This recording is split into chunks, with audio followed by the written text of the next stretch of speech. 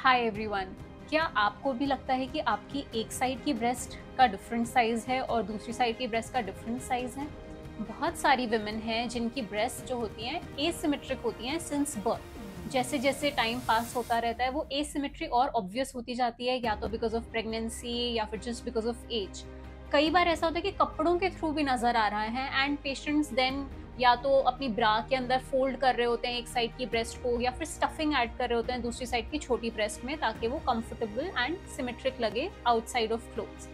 इसके लिए plastic surgery can offer you a solution. अगर आपकी एक साइड की ब्रेस्ट जो है वो बहुत छोटी है और दूसरी साइड की नॉर्मल है, तो आप उस छोटी ब्रेस्ट को एक साइड ब्रेस्ट इम्प्लांट डलवा के इक्विवेलेंट टू या similar to the opposite side कर सकते हैं ताकि कपड़ों के थ्रू किसी को पता ना चले। अगर आपको लगता है कि आपकी एक साइड की ब्रेस्ट बहुत ज्यादा बड़ी है या सैगिंग है compare to the opposite side, and आपको लगता है दूसरी साइड तो ठीक है बट ये वाली साइड तो नहीं ठीक है, तो हम उस वाली ब्रेस्ट को similar to the opposite side करके रिडक्शन करके